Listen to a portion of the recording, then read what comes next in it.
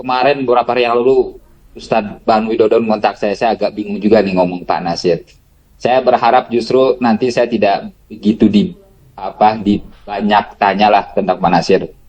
Saya hanya coba melengkapi saja apa yang disampaikan oleh pembicara sebelumnya yang menurut saya memang sudah banyak pengetahuan ensiklopedis ya yang dipaparkan.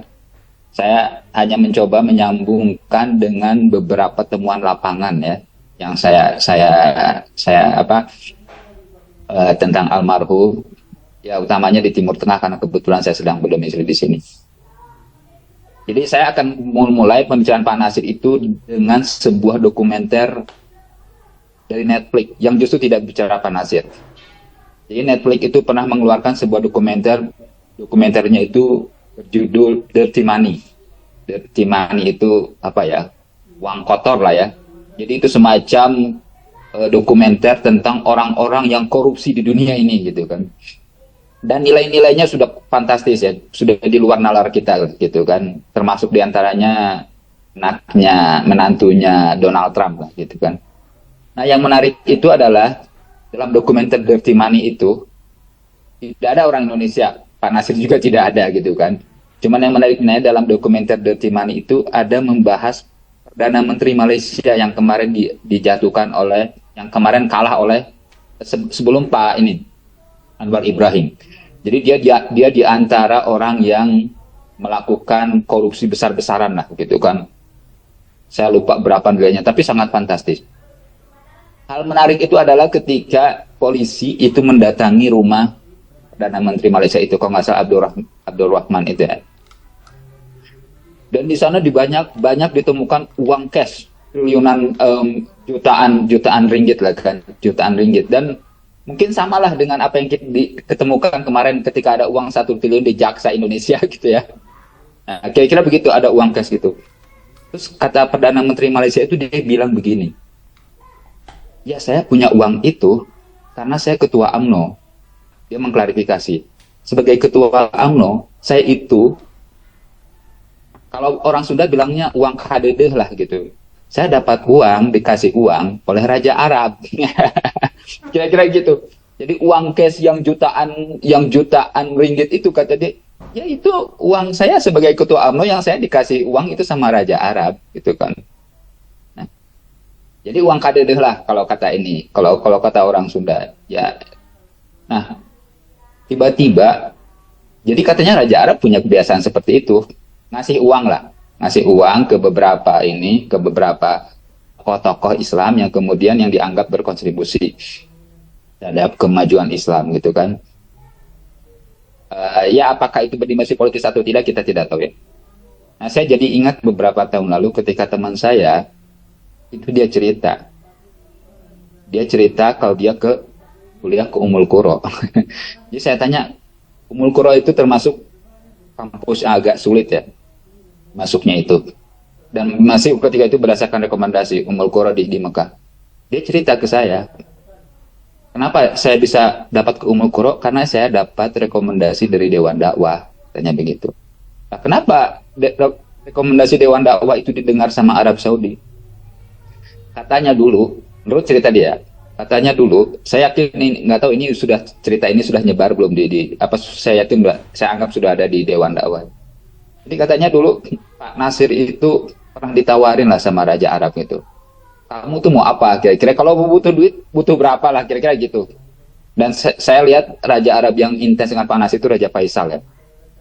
Kira-kira kamu tuh butuhnya berapa? Tapi kata Pak Nasir, enggak, saya enggak kira-kira ya jawabannya. Enggak, saya tidak butuh uang. Cuman tolong kasih kesempatan orang Indonesia untuk belajar di Arab Saudi. Kira-kira itu permintaan Pak Nasir itu. Nah, akhirnya saya koneksikan dengan temuan di lapangan gitu kan. Raja Faisal yang dekat sama Pak Nasir itu ketika itu mempunyai warisan dari Raja Saud, warisan universitas, namanya Universitas Islam Madinah. Nah, akhirnya diberilah Indonesia itu di antara orang Indonesia itu di antara orang yang mempunyai kesempatan belajar di Universitas Islam Madinah. Kalau kita tanya ngobrol sama teman-teman di Universitas Islam Madinah, mahasiswa Indonesia yang belajar di sana itu satu angkatan itu sampai 300 orang satu angkatan, dan itu gratis semuanya gitu. Dan itu gratis semuanya karena memang sekitar 90% Universitas Islam Madinah itu memang diperuntukkan untuk orang asing. Dan itu gratis, mereka belajar Islam di sana. Kita mungkin mengenalnya yang paling terkenal itu Ustaz Hidayat Nur Wahid lah gitu ya. Ustaz Hidayat Nur Wahid.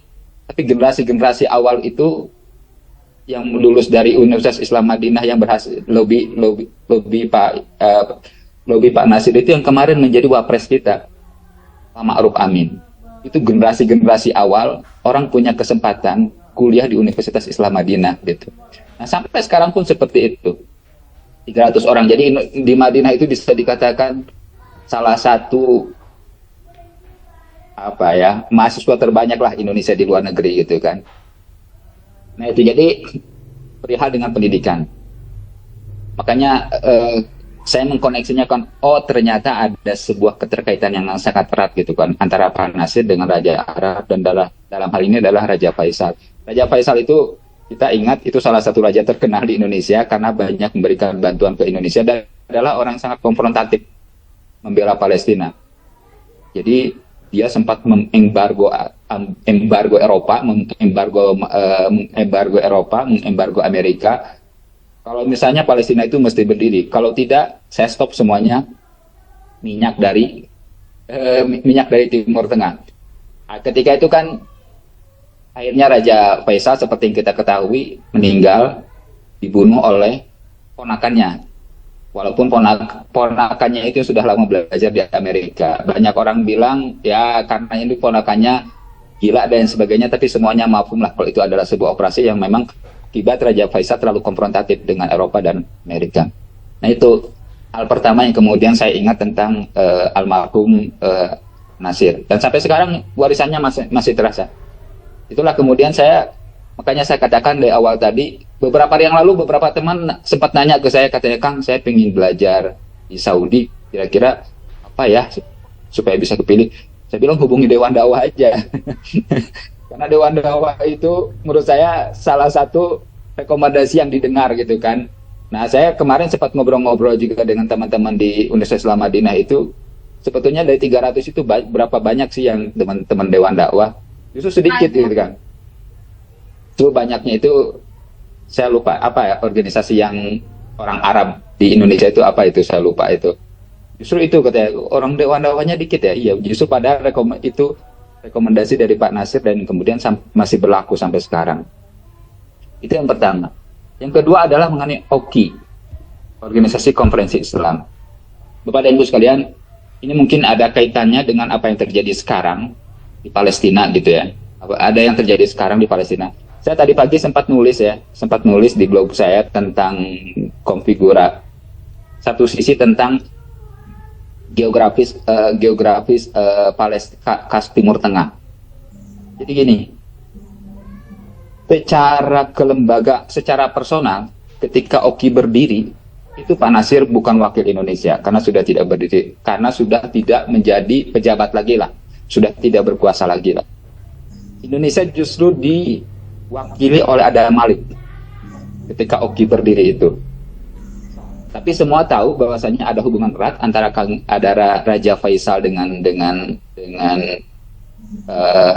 almarhum, sehingga kemudian pikiran-pikiran sementara ada gap ideologis ya antara Adam Malik yang lebih murba dengan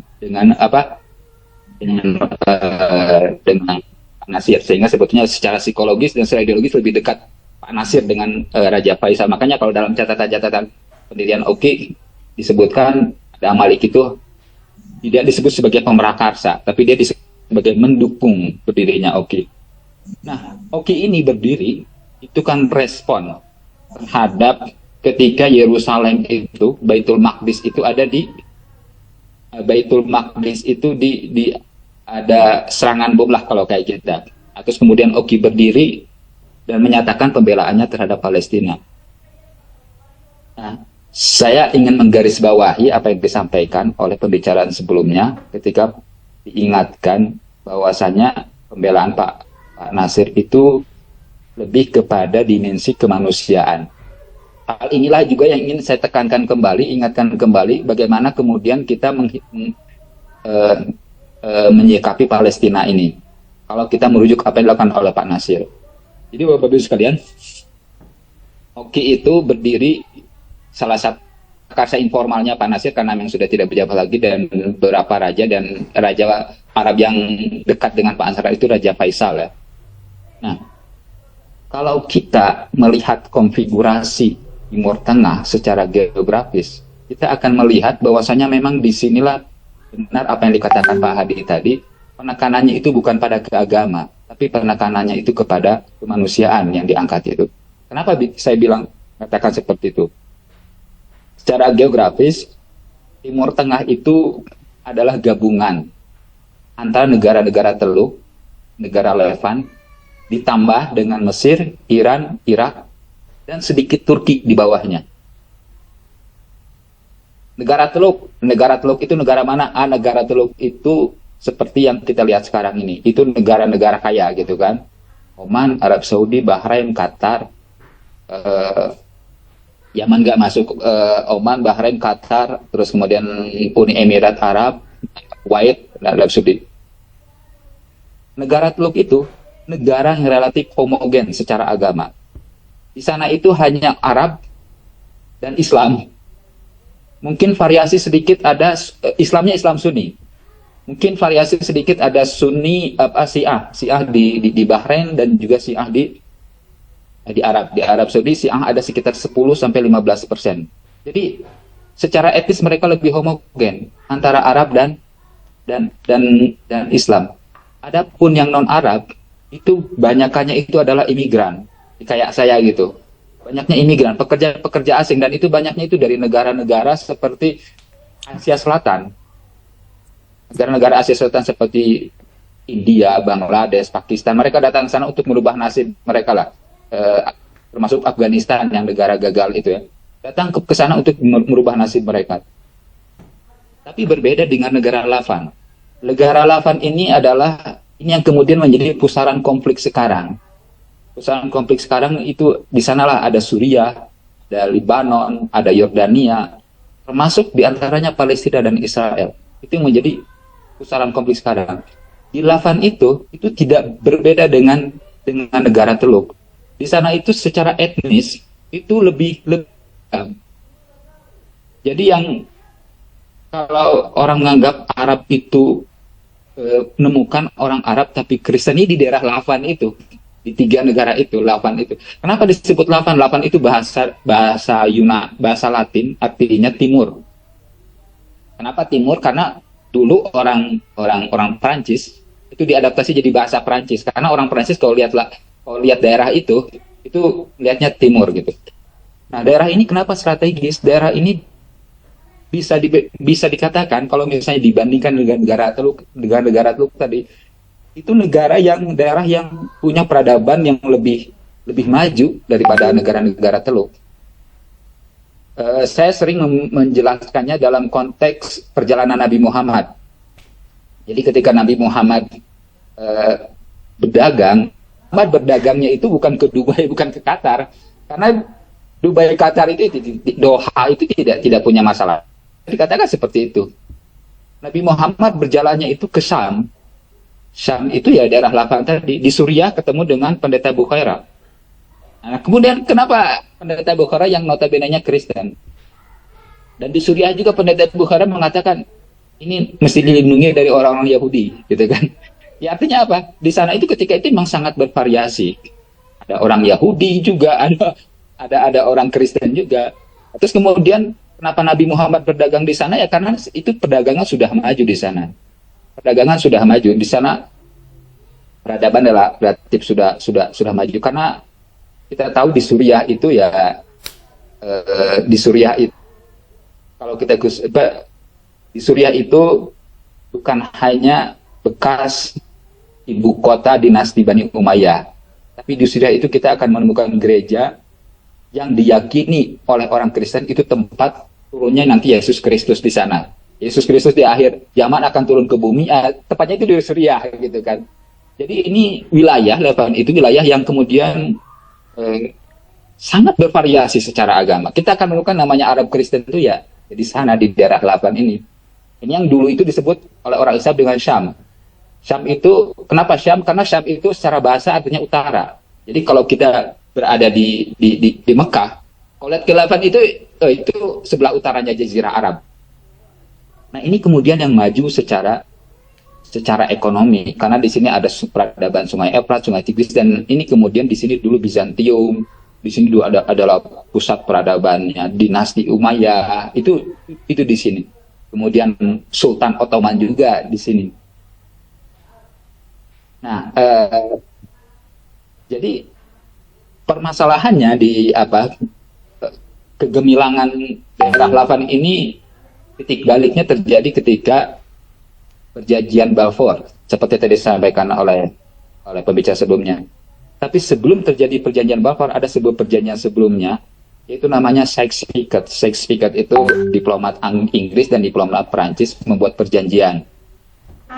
Kasarnya begini, dinasti Ottoman yang dulu menguasai Lavan itu hancur, kalah, usai Perang Dunia Kedua, usai Perang Dunia Pertama. Terus kemudian mereka merumuskan ini daerah Lavan ini yang dulu dikuasai dinasti Ottoman mau digimanain, kira-kira begitu. Akhirnya mereka buat kesepakatan. Kesepakatannya itu apa? Mereka membuat garis lurus, namanya membuat garis lurus bagi lapak lah. Sebelah utara Lavan itu daerahnya Prancis, sebelah selatan Lavan itu daerahnya Inggris, kira-kira gitu. Kenapa Prancis ingin ke daerah Lavan? Karena bagi Prancis dia harus punya keterkaitan erat dengan kelompok Kristen Maronit di daerah Lavan itu. Sementara bagi Inggris di bagian selatannya itu Palestina termasuk diantaranya, itu mereka butuh akses ke India, karena India itu adalah jajahan utama Inggris. Sumber daya, orang menyebutnya sebagai mahkota kolonialisme Inggris lah, sama kayak Belanda dengan melihat Indonesia. Nah kemudian ini yang kemudian jadi permasalahan Palestina. Palestina itu dijadikan oleh mereka berdua ini sebagai wilayah internasional gitu kan. Nah, permasalahannya apa? Permasalahannya dalam perjanjian Sykes-Picot itu sama sekali tidak melibatkan orang-orang di daerah Lavan tadi, orang-orang Arab yang ada di daerah Lavan tadi. Itu kayak buat garis aja gitu, kayak buat garis kayak Indonesia memasukkan Papua gitu kan. Papua udah masuk Indonesia, udah buat garis aja gitu. Ini sama juga kayak gitu, dibuat garis aja. Lu Inggris, Prancis, bagian lu di sana, bagian gua di sini. Kira-kira gitu. Nah inilah yang kemudian menjadi konflik sektarian yang sampai terjadi sekarang. Misalnya kalau di Timur Tengah itu kan Arab aja, tapi kalau kita lihat di Lavan itu daerahnya ada Kurdi juga, ada Kristen, namanya Kristen Druze, itu lebih rumit lagi gitu kan. Di Suriah juga seperti itu. Nah ini kemudian titik balik Lavan ini ada di sini. Sehingga benar apa yang dikatakan, sehingga keliru. Misalnya ini juga benar menurut saya apa yang diucapkan oleh Pak pembicara tadi sebelumnya. Ketika pembelaan terhadap Palestina itu sebetulnya mesti ditarik pada konteks kemanusiaan gitu, bukan konteks Islam saja. Kenapa? Karena sejarahnya wilayah ini saat Islam di sana, Kristen, Yahudi itu di sana. Walaupun pada akhirnya terjadi proses Arabisasi pada masa dinasti Umayyah. Ya, Arabisasi. Jadi orang-orang itu dulunya itu daerah Lavan ini dulu bahasanya Yunani dan bahasanya Aram, bukan bahasa Arab. Berbeda dengan orang-orang yang di Timur Tengah. Tapi kemudian terjadi proses Arabisasi. Dan ya itu tadi seperti saya bilang, di sini itu lebih bervariasi. Ada Islam, ada Kristen, ada Yahudi. Sehingga kemudian sebetulnya yang bergerak untuk memerdekakan Palestina itu bukan hanya orang Islam, tapi juga kemudian orang Kristen. Nah, inilah yang kemudian saya ingin kembalikan lagi kepada apa yang diucapkan oleh pembicara sebelumnya. Ini yang kemudian harus ditarik kembali kalau kita berbicara Palestina. Ini bukan hanya pembicaraan tentang Islam, tapi itu kemudian pembicaraan tentang kemanusiaan. Dan ini yang saya pikir keliru orang Indonesia selama ini. Hanya mengkaitkan bahwasannya Palestina itu urusan pembelaan orang Islam. Enggak, tidak seperti itu menurut saya itu. Karena secara faktual ini bukan dominan wilayah Islam, dan juga banyak orang Kristen yang memperjuangkan wilayah itu. Selain itu juga ketika kita menyempitkannya sebagai sebuah perjuangan Islam, itu pembelaannya juga menjadi lebih spesifik. Artinya banyak orang yang non Islam juga tidak merasa harus memperjuangkan Palestina. Nah, ini kemudian yang terjadi selama ini, dan sekarang ini ada sebuah tren yang menurut saya bagus gitu. Sekarang kan ada sebuah situasi yang kita kaget. Kenapa orang Harvard itu bisa, orang Amerika, orang Inggris, orang Jerman, orang Belanda itu bisa mati-matian membela Palestina? Karena mereka sudah melihat ini tidak dalam konteks Islam. Mereka melihat ini dalam konteks kemanusiaan, itu nggak benar gitu kan. Orang Amerika kan dulu kemarin sudah diceritakan tentang Amerika Exchange. Mereka merasa ini malu juga mereka terhadap apa yang terjadi. Nah, kan baru sekarang kita melihat Palestina itu, orang Korea, orang Jepang itu demonstrasi mendukung Palestina. Padahal sejak kapan sih orang Asia Timur yang secara sosial, budaya, agama itu berbeda dengan orang Arab itu cerita peduli terhadap Palestina? Kan tidak seperti itu. Kenapa? Karena memang sudah isunya itu sudah kemanusiaan. Makanya benar kalau misalnya Pak Nasir, kalau kita lihat konteks ketika tadi disampaikan oleh pembicara sebelumnya, dalam konteks Palestina itu adalah isunya kemanusiaan, ya kita mesti mengembalikan itu. Kalau kita memang mau isu ini menjadi sebuah selesai gitu kan, isu ini menjadi sebuah perhatian semuanya. Ya seperti dikatakan kemarin kan ada juga di pembicaraan sebelumnya ini tentang kecenderungan negara-negara Amerika Latin yang full support terhadap Palestina. Itu kan kalau kita lihat negara-negara Amerika Latin itu ya bukan Islam. Mereka itu banyaknya Katolik, banyaknya Kristen. Karena memang selain masalah kemanusiaan, selain sebagai orang Kristen di sana itu banyak pusat-pusat kebudayaan, pusat-pusat, kalau kita itu tempat suci lah ya. Tempat suci orang Kristen itu kan banyaknya di sana. Ada Bukit Golgota, ada katakan tadi, ada gereja yang tempat nanti jatuhnya, tempat nanti turunnya Isa Al-Masih.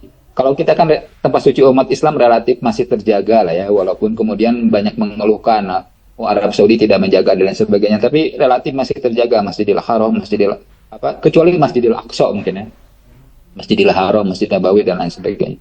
Nah, ini yang kemudian menurut saya ketika kita mereview Pak Nasir dan ketika kita melihat terhadap apa yang sedang terjadi sekarang di Palestina ini, kita mesti balikan lagi. Kita mesti mengembalikan lagi bahwasanya ini problemnya adalah problem kemanusiaan gitu kan. Bukan problem Islam, bukan problem Islam. Isunya adalah menjadi isu kemanusiaan. Karena secara faktual wilayah Levan yang menjadi pusat konflik sekarang itu bukan hanya didominasi oleh orang Islam.